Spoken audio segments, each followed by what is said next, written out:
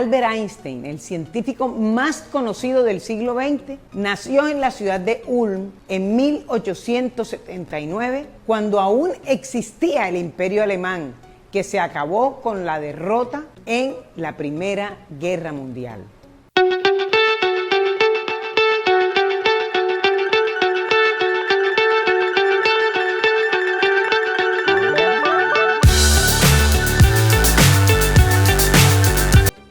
Fue hijo de un comerciante al que a veces le iba bien y a veces no. Al año de haber nacido el niño, se mudaron a Múnich. Albert aprendió a hablar a los 3 años. Hasta llegaron a creer que era un poco retrasado.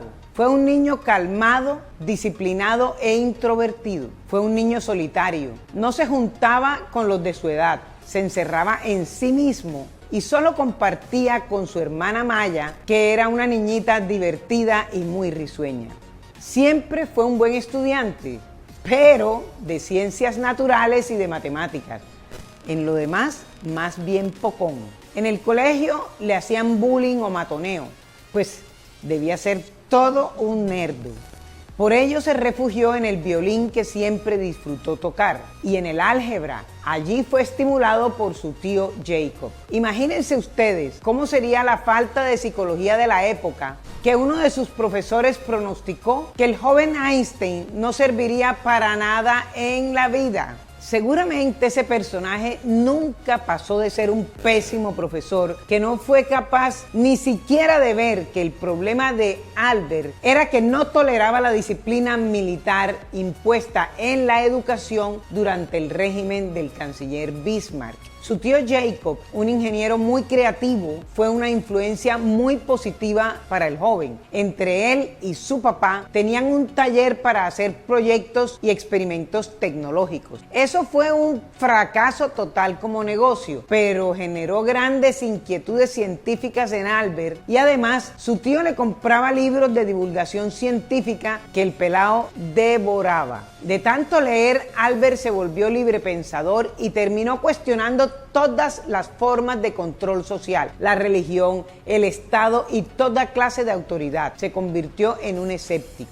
El colegio no lo motivaba. Era un genio en matemáticas, pero lo demás ni siquiera le interesaba. Imagínense ustedes que él solito, a los 15 años, comenzó a estudiar el cálculo infinitesimal, una ciencia desarrollada por Isaac Newton en el siglo XVII. Cuando su papá y su tío quebraron, toda la familia se mudó a Italia menos Einstein. Debía quedarse en Múnich hasta que se graduara de bachiller. Pero se quedó tan aburrido que consiguió 2 certificaciones, una médica en la que lo diagnosticaban de un supuesto agotamiento y otra de uno de sus profesores que certificó que era excelente en matemáticas. Es que le hacía falta a la familia, pero eso no le sirvió para nada. Tuvo que sacar su diploma de bachiller alemán a los 16 años para poder entrar a la universidad. Fue cuando renunció a la ciudadanía alemana para no prestar el servicio militar y se convirtió en una apátrida.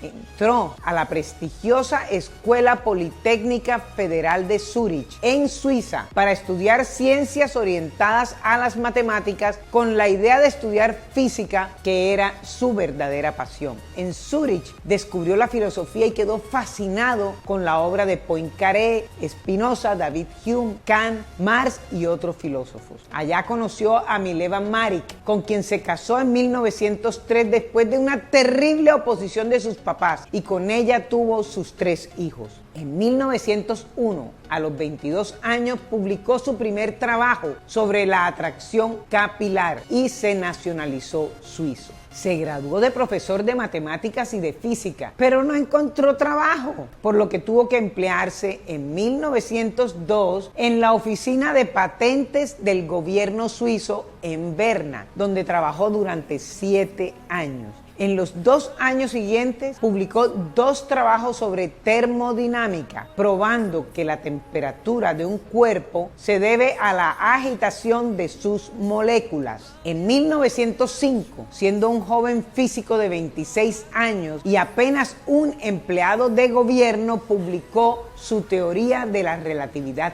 especial. En 1906 obtuvo el doctorado con un trabajo explicando el movimiento browniano, que es el movimiento caótico de las partículas microscópicas suspendidas en un fluido que puede ser líquido como el agua o gaseoso como el aire. Hasta que llegó el gran momento en que, basándose en conceptos desarrollados por físicos anteriores a él, calculó la ecuación que dice que la energía es igual a la masa por la velocidad de la luz al cuadrado, que muestra la relación que existe entre la energía y la masa en función de la velocidad de la luz al cuadrado. La famosa fórmula que están viendo ustedes en sus pantallas en este momento. Y esto no es otra cosa que la famosa fórmula que todos conocemos como la teoría de la relatividad de Einstein, pero que muy pocos saben de qué se trata. En 1915,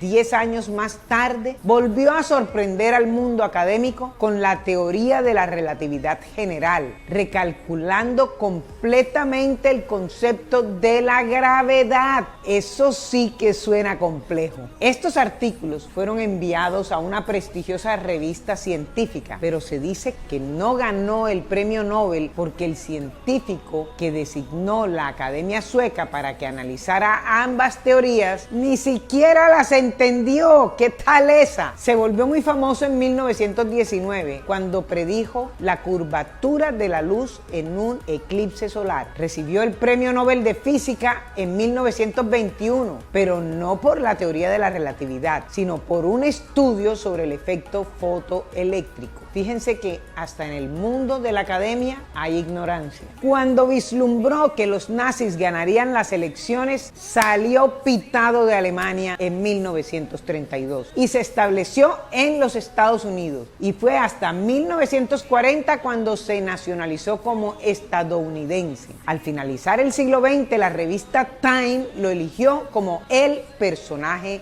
del siglo. En abril de 1955, Einstein tuvo un aneurisma severo. Cuando propusieron intervenirlo, se negó rotundamente diciendo que él quería irse por decisión propia y que era de muy mal gusto prolongar la vida artificialmente, que ya él había cumplido con su misión y que ya era hora de irse y quería hacerlo con elegancia. Eso se llama grandeza. Así murió el 18 de abril de 1955 a la edad de 76 años. Su cuerpo fue incinerado ese mismo día y sus cenizas esparcidas en el río Delaware. No quería que su tumba se convirtiera en un lugar de culto, lo que a él le parecía morboso. Imaginen ustedes que el patólogo que hizo la autopsia se robó el cerebro, pero eso es otra historia que posiblemente algún día les contaré. Pero es que Einstein no solamente fue el eminente científico del siglo XX, también apoyó varias causas. La causa sionista creía en la necesidad de que los judíos pudieran tener un territorio propio, porque a partir de la Primera Guerra Mundial comenzó a crecer el antisemitismo, pero nunca estuvo de acuerdo con la idea de un Estado judío. Él siempre abogó por un Estado binacional donde convivieran judíos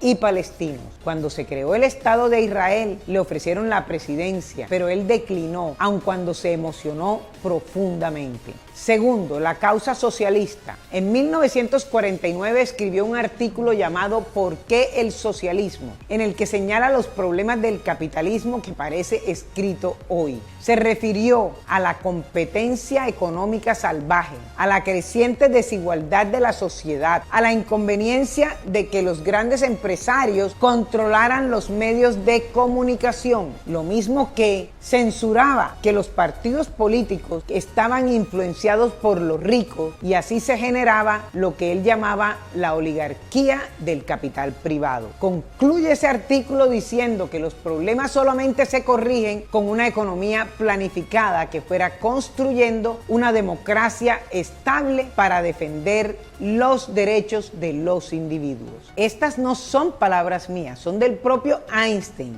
porque este es un canal de historia donde no hacemos política, pero sí decimos la verdad, siempre la verdad. Y el científico concluye su artículo con la siguiente pregunta: ¿cómo pueden estar protegidos los derechos del individuo y cómo asegurar un contrapeso democrático al enorme poder de la burocracia? Se refería a que el individuo está indefenso frente al todopoderoso aparato del Estado. Tercero, la causa pacifista. Einstein fue un pacifista, asumió posiciones extremas en contra del propio Kaiser durante la Primera Guerra Mundial, aunque irónicamente fue el inspirador del proyecto Manhattan al proponer a Roosevelt que se fabricase la bomba atómica para evitar que la Alemania nazi se le adelantara. Y sobre ética y religión, Einstein se declaró agnóstico, o sea que pensaba que no es posible afirmar ni que Dios existe ni que Dios no existe, porque no hay evidencia científica que así lo pruebe. Otras veces dijo ser ateo. Una vez dijo que él creía en el Dios de Spinoza, que es un filósofo holandés y uno de los pensadores más influyentes en la filosofía occidental. Pero ¿en qué creía Spinoza? Creía que Dios es la totalidad de la naturaleza, que es la causa y la sustancia de todo lo que existe. O sea, que Dios no es un ente separado, ni por encima del ser humano, ni afuera de ninguna otra manera. Bueno amigos, hasta aquí